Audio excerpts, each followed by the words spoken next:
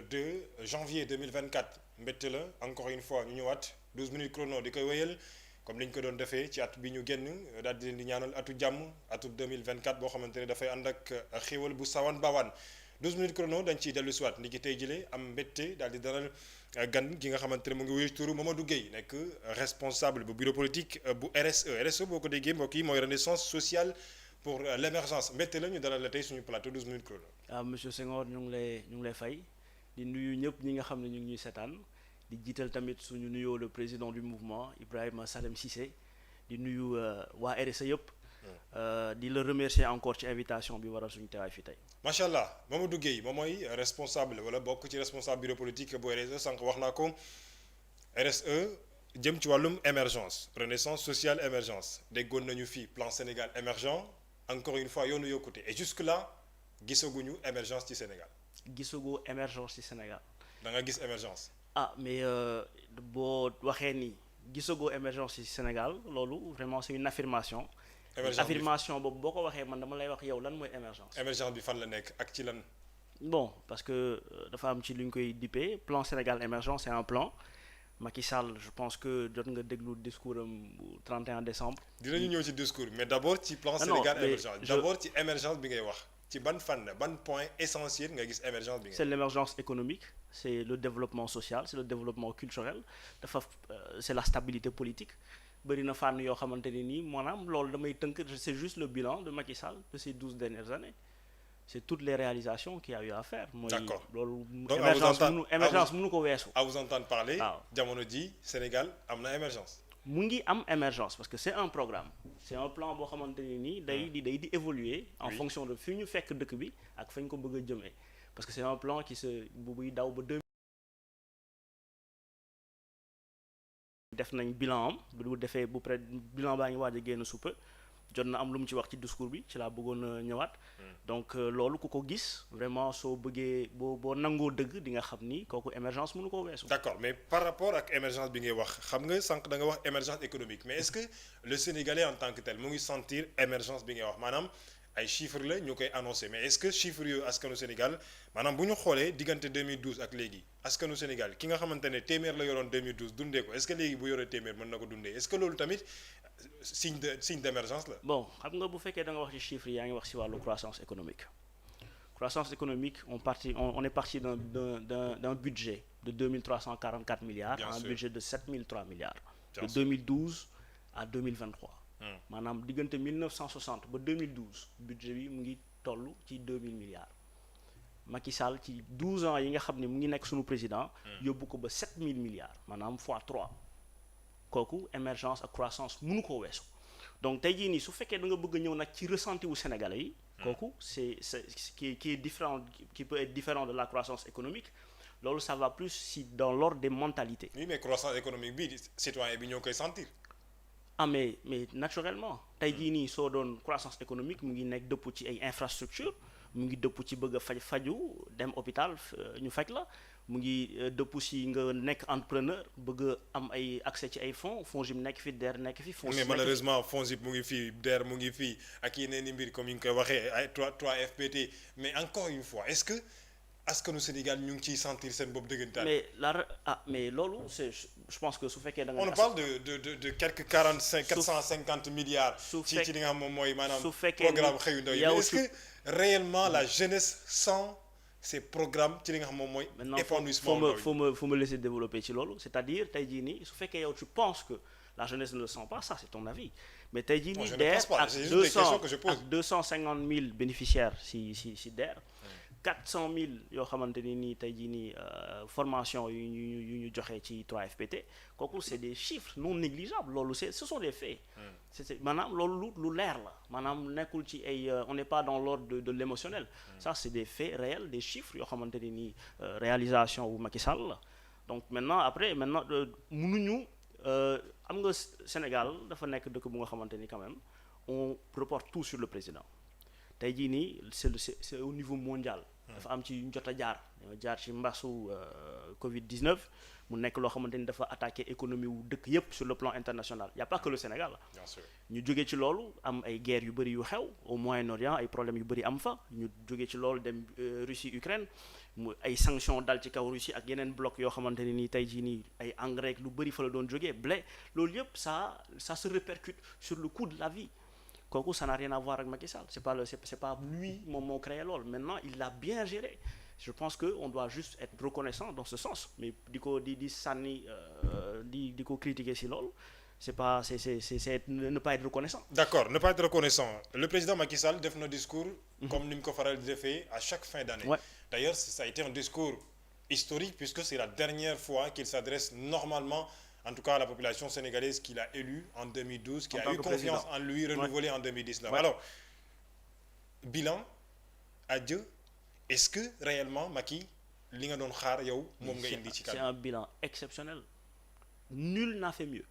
Il y a aucun président de l'histoire de 1960 au 2 janvier 2023 qui a fait mieux. Dañ ko wax te de gis nga tey jii nii xam nga il y a pas plus aveugle que celui qui ne veut pas voir. nit suñ la tegalee dëgg jox la ay fait lii la nga xool waxal yàlla boo gisee dëgg da nga koy wax. Il y a pas un meilleur président que Macky Sall. Maintenant on peut parler de la communication peut-être que il a pas su peut-être wala boog son entourage n'a pas su bien communiquer sur ses réalisations loolu mën nañ ci débat. C'est libre à l'appréciation mais dans les réalisations et les faits les chiffres sont réels te ñu ngi fi.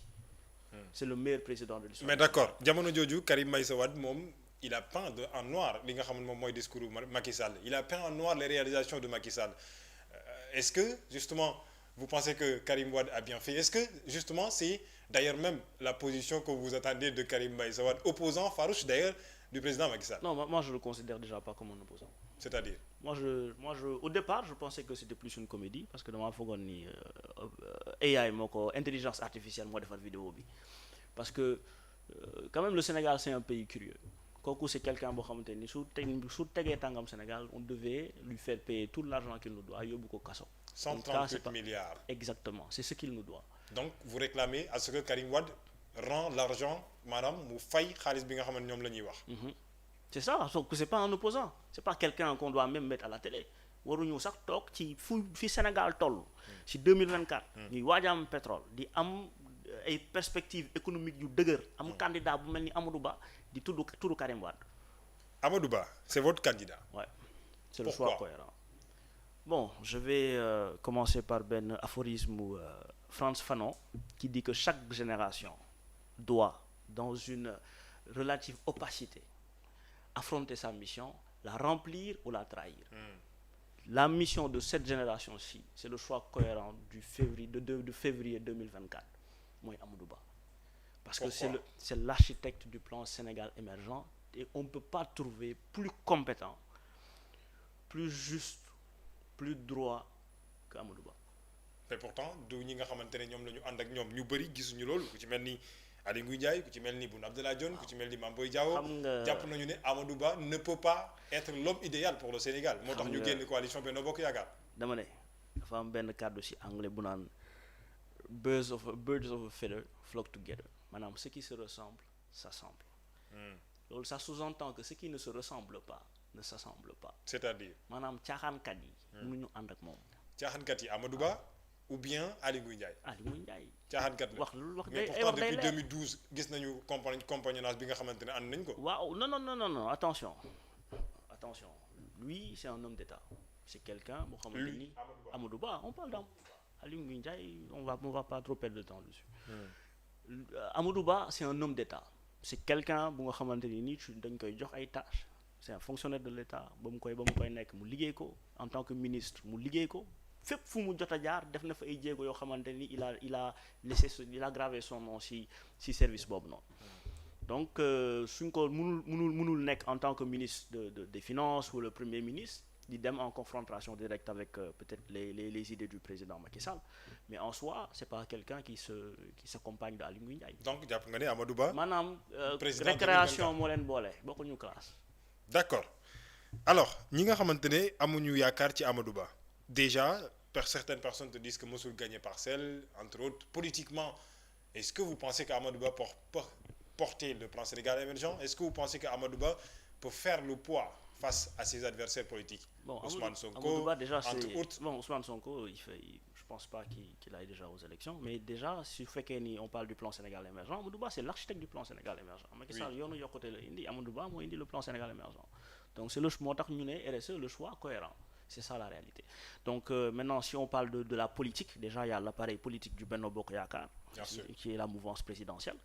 Ils ont les capacités d'élire un peu qui ils veulent. Maintenant, on doit juste revenir sur le choix du président Macky Sall. Parce que quand même, c'est la personne la plus avisée, la mieux informée du Sénégal. Su jëlee nit tabb ko te du nit bu ko gën a jege. Parce que am na bu fekkee ne on parle de compagnonnage wala affaire yooyu, on aurait eu peut-être un Boun Abdallah. Mais le fait que mu porté choix wam si Amadou Ba, loolu nekk dafa war a tax ñu gën koo bëgg a xam ni que kii c'est le choix pour le Sénégal. D'accord. La continuité moom la Amadou Ba di woote. ay ñoñam moom la ñuy woote yow tamit moom ngay woote. Suis-moi. Le Sénégal on dit que fépp ay metti. Déjà sànq yaa ngi koy wax c'est vrai que am na ay réalisations sur le cadre en tout cas dans le secteur sanitaire. Exceptionnel. D'accord malheureusement ba léegi au 21e siècle en 2023 ñu ngi gis ay jigéen ñoo xamante ne pour ñu am maanaam bu ñu waree wasin ba am ngeen baal ma ci kàddu gi dañoo war a génn.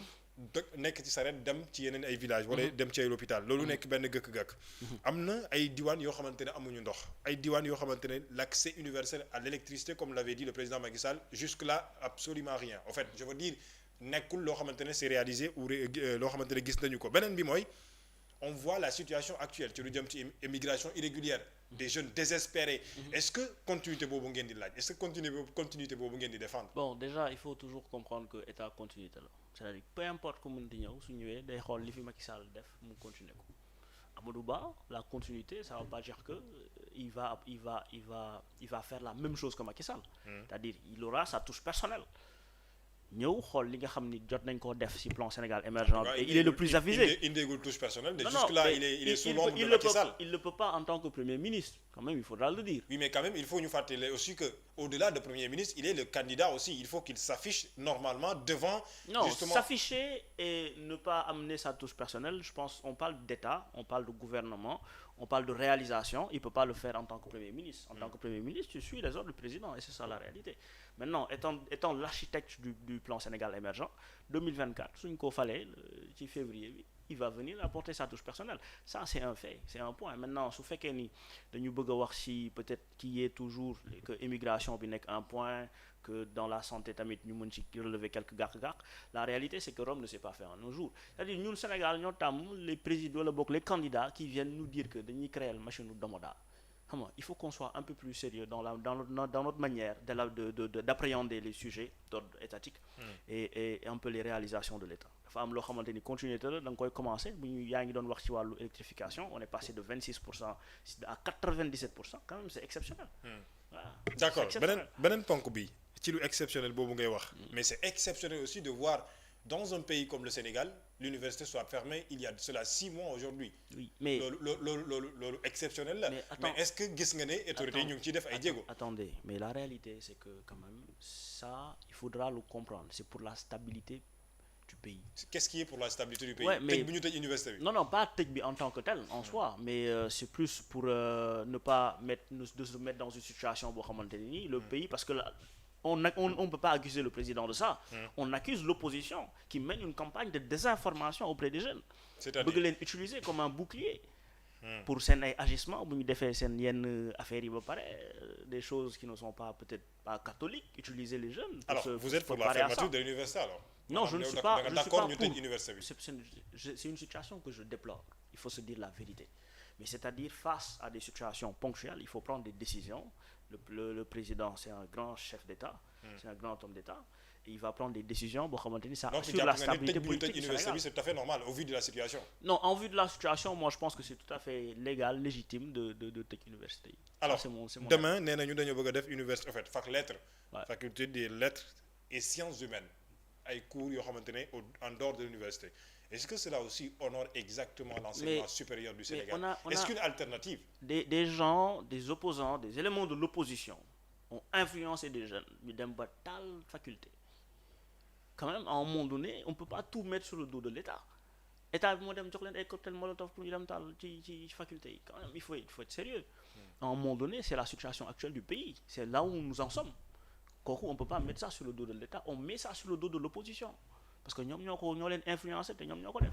D'accord Mamadou Gueye mbette la encore une fois ñu dalal ko suñu plateau responsable bureau politique RSE Renaissance sociale pour l'environnement ou bien je veux dire pour l'émergence excusez-moi de ce lapsus là émergence ak environnement rek xam nañu seen waaye nag en émergence mënul am tant qu'on n'a pas un bon environnement quelles qu'en soient les situations encore une fois je pense que c'est une très belle initiative encore une fois d'être jeune et de porter ces genres d'initiative justement donc ci li nga xam ne moom mooy réew bu Sénégal mbokk yi 12 minutes chrono ëllëg ak jàmm